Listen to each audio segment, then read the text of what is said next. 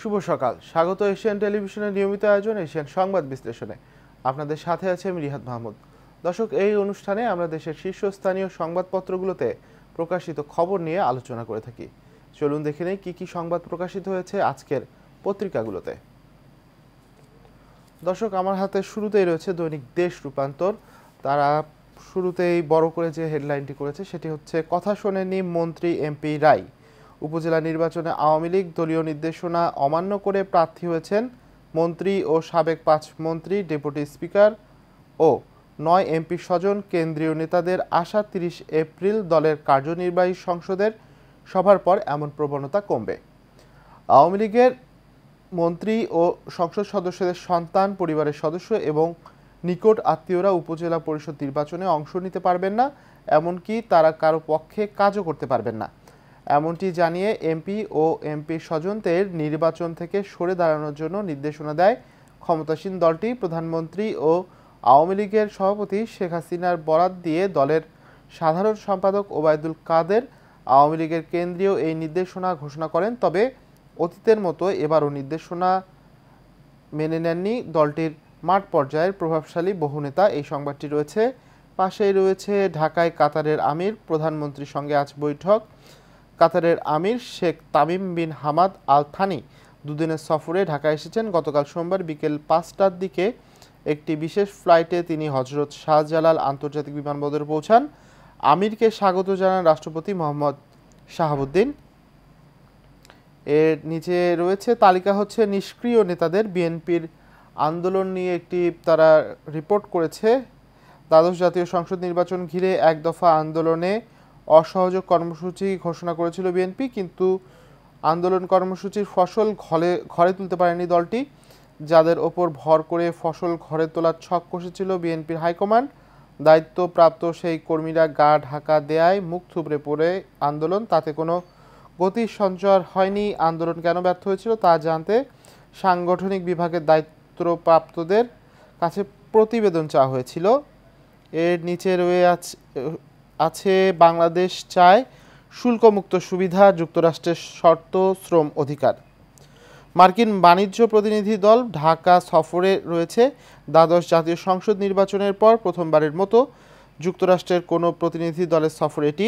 দেশটির বাণিজ্য প্রতিনিধি কার্যালয়ের দক্ষিণ ও মধ্য এশিয়া বিষয়ক সহকারী ব্র্যান্ডন লিঞ্চ এ সফরের নেতৃত্ব দিচ্ছেন। এ সফরে ওয়াশিংটন ঢাকা বাণিজ্য সম্প্রসারণ অর্থাৎ যুক্তরাষ্ট্র ও বাংলাদেশের দ্বিপাক্ষীয় বাণিজ্য ও বিনিয়োগ সহযোগিতা ফোরাম চুক্তির টিকফার বাস্তবায়ন নিয়ে বরাবরের মতো এ সফরেও আলোচনা হয়েছে। এর অংশ হিসেবে শ্রম আইনের সংস্কার নিয়েও ওয়াশিংটনের প্রতিনিধিরা কথা বলেছেন। এই সংবাদ রয়েছে। এরপর রয়েছে আজ থেকে তাপমাত্রা আরও বাড়বে। দর্শক, আপনারা জানেন গত কয়েকদিন ধরেই দেশে তীব্র তাপদাহ চলছে। দেশের বেশিরভাগ জেলায় তাপমাত্রা রেকর্ড করা হচ্ছে 40 ডিগ্রি বা তার ওপরে। তো সেই হিট অ্যালার্ট প্রথমে 3 দিনের ছিল, সেটি বাড়িয়ে আরও 3 দিন বাড়ানো হয়েছে। আজ থেকে তাপমাত্রা আরও বাড়তে পারে বলে জানিয়েছে আবহাওয়া অফিস। আর এদিকে লোডশেডিংয়ের একটি খবর রয়েছে। ঢাকায় লোডশেডিং কম, এটাই স্বস্তি, ঢাকার বাইরে বিপরীত চিত্র।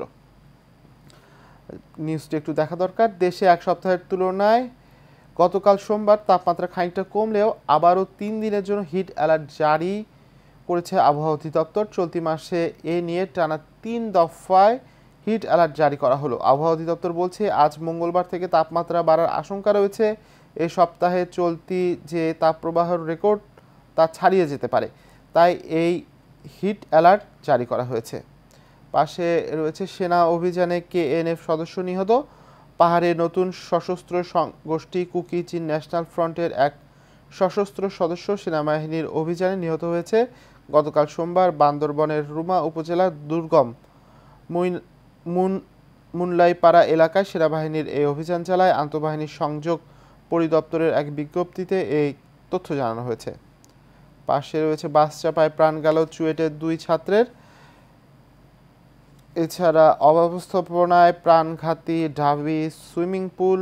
ঢাকা বিশ্ববিদ্যালয়ের সুইমিং পুলে গোসল করতে নেমে মোহাম্মদ সোহাদ হক সোয়েব নামে দর্শন বিভাগের প্রথম বর্ষের এক শিক্ষার্থীর মৃত্যু হয়েছে। দর্শক, এই ছিল দৈনিক দেশ রূপান্তরের সংবাদ। আমরা একটু দেখে নেব দৈনিক জনকণ্ঠ কি সংবাদ প্রকাশ করেছে। দৈনিক জনকণ্ঠ অবশ্য তারা প্রধান শিরোনাম করেছে কাতারের আমির যে 2 দিনের সফরে রয়েছেন সেই বিষয়টি। শাহজালাল বিমানবন্দরে শেখ তামিমকে লাল গালিচা সংবর্ধনা ও গার্ড অফ অনার। স্বাগত জানালেন রাষ্ট্রপতি মোহাম্মদ শাহাবুদ্দিন। 11 চুক্তি ও সমঝোতা সই হবে। আজ প্রধানমন্ত্রী শেখ হাসিনার সঙ্গে বৈঠক। 2 দিনের সফরে ঢাকায় পৌঁছেছেন কাতারের আমির Sheikh Tamim bin Hamad Al Thani. সোমবার বিকেল 5টায় একটি বিশেষ ফ্লাইটে হজরত শাহজালাল আন্তর্জাতিক বিমানবন্দরে পৌঁছান কাতারের আমির Sheikh Tamim bin Hamad Al Thani তার সফরসঙ্গীরা। বিমানবন্দরে তাকে স্বাগত জানান রাষ্ট্রপতি মোহাম্মদ শাহাবুদ্দিন।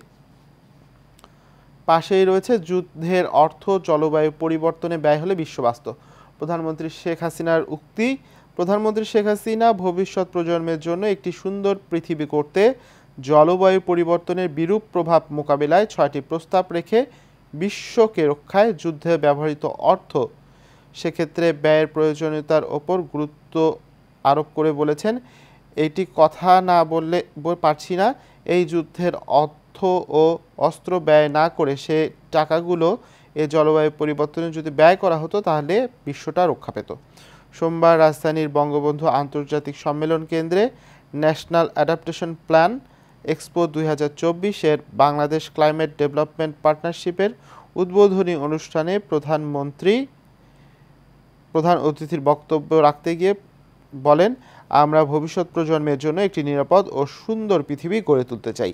এজন্য প্রয়োজন অভিযোজন সক্ষমতা বৃদ্ধি করা, সহিষ্ণুতা শক্তিশালী করা এবং ঝুঁকি হ্রাসে সমন্বিতভাবে উদ্যোগ গ্রহণ করা।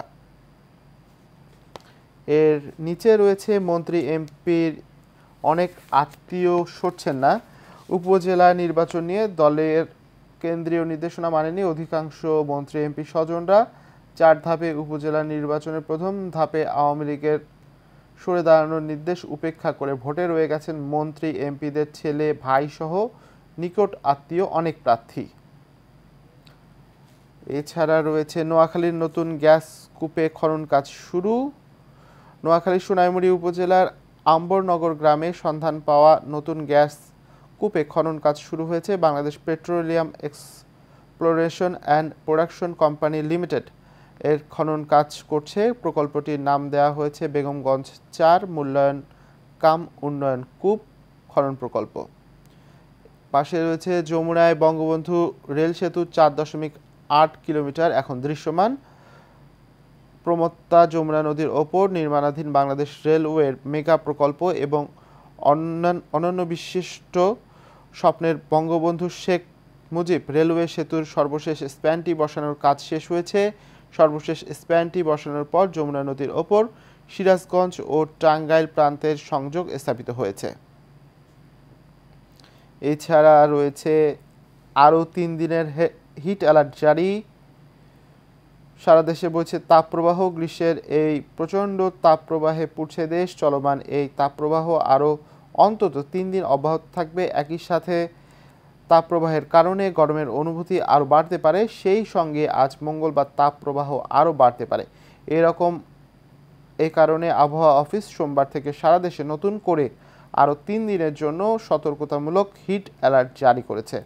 এদিকে তীব্র গরমে হিট স্ট্রোকে দেশে আরও 2 জনের মৃত্যু হয়েছে। বাগেরহাট ও ময়মনসিংহের গফরগাঁওয়ে এই মৃত্যুর ঘটনা ঘটে।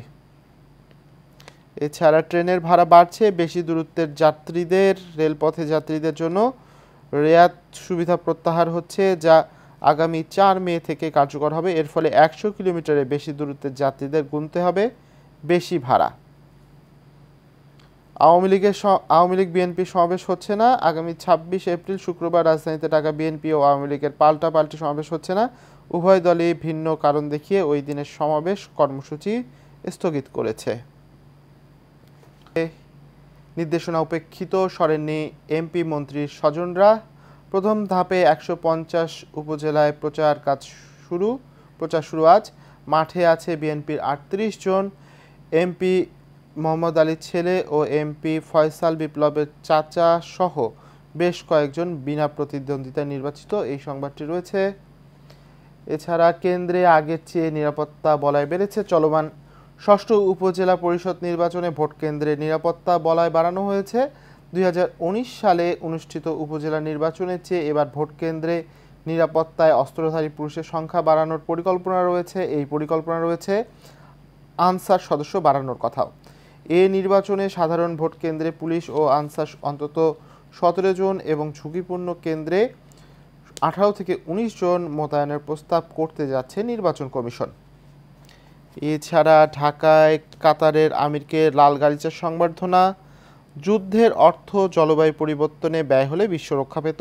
প্রধানমন্ত্রী শেখ হাসিনা গতকাল ন্যাপ এক্সপোর উদ্বোধনে যে কথাটি বলেছেন, প্রধানমন্ত্রী জোর দিয়েছেন যুদ্ধের জন্য যে অর্থ খরচ করা হচ্ছে সেই খরচ যদি পরিবেশের রক্ষায় ব্যবহার করা হতো তবে পরিবেশ অনেক বিশ্বটা বাঁচত। কারণ আপনারা জানেন গত কয়েকদিন ধরে তীব্র তাপদাহ চলছে এবং এই তাপদাহতে প্রায় ওষ্ঠাগত জীবন মানুষ বেশ কষ্ট পাচ্ছে। হসপিটালগুলোতে রোগীর সংখ্যা বেড়েছে, গরমের কারণে ডায়রিয়া রোগীর সংখ্যা বেড়েছে। এছাড়া শিশু এবং বৃদ্ধদের নিউমোনিয়া হচ্ছে, এই জন্য দেখা যাচ্ছে হসপিটালগুলোতেও এই রোগীদের সামাল দিতে হিমশিম খেতে হচ্ছে ডাক্তারদের। তো প্রধানমন্ত্রী যে কথাটি বলেছেন, যদি যুদ্ধের পেছনে অর্থগুলো খরচ না করে পরিবেশ রক্ষায় অর্থ খরচ করা হতো তাহলে মানুষ হয়তোবা আর একটু সুন্দরভাবে বাঁচতে পারতো, ভবিষ্যৎ প্রজন্মের জন্য হয়তোবা একটি সুন্দর পৃথিবী রেখে যাওয়া যেত। সেই সংবাদটি প্রকাশিত হয়েছে এখানে, একটু দেখে নেওয়া যায়। প্রধানমন্ত্রী শেখ হাসিনা ভবিষ্যৎ প্রজন্মের জন্য একটি সুন্দর পৃথিবী করতে জলবায়ু পরিবর্তনের বিরূপ প্রভাব মোকাবেলায় 6টি প্রস্তাব রেখেছেন তিনি। বিশ্বকে রক্ষায় যুদ্ধের পরিবর্তে ব্যবহৃত অর্থ এবং সেক্ষেত্রে ব্যয়ের প্রয়োজনীয়তার উপর গুরুত্ব আরোপ করেন। এদিকে হিটস্ট্রোকে আরও 7 জনের মৃত্যু। ফের 72 ঘন্টার হিট অ্যালার্ট, 3 জেলায় বৃষ্টি আশায় নামাজ আদায়, মাস জুড়ে থাকবে তাপদাহ। সারা দেশে আবারও 72 ঘন্টার হিট অ্যালার্ট জারি করেছে আবহাওয়া অধিদপ্তর। আগামী 3 দিন তীব্র তাপপ্রবাহ বয়ে যাবে, তবে অতি তীব্র তাপপ্রবাহের আশঙ্কা কম। এ সময় বাতাসে জলীয় বাষ্পের আধিক্য থাকায় মানুষের শরীরে অস্বস্তি বাড়তে পারে। সোমবারের চেয়ে আজ মঙ্গলবার তাপমাত্রা 2-1 ডিগ্রি সেলসিয়াস বাড়তে পারে বলে আবহাওয়া অধিদপ্তর পূর্বাভাস দিয়েছে। এরপর সংবাদ সম্মেলনে ব্যারিস্টার খোকন, কায়সার কামাল অর্বাচীন সরকারের এজেন্ট। জাতীয়তাবাদী আইনজীবী ফোরামের মহাসচিব কায়সার কামালের তীব্র সমালোচনা করেছেন সুপ্রিম কোর্ট আইনজীবী সমিতির সভাপতি ব্যারিস্টার মাহবুব উদ্দিন খোকন, যিনি এই ফোরামের সিনিয়র সহসভাপতি। শৃঙ্খলা পরিপন্থী ভূমিকার কারণে শনিবার তাকে ফোরাম থেকে অব্যাহতি দেওয়া হয় এমন খবরে নিজের অবস্থান ব্যাখ্যা করতে সোমবার দুপুরে সুপ্রিম কোর্ট আইনজীবী সমিতির দক্ষিণ হলে সংবাদ সম্মেলন করেন তিনি।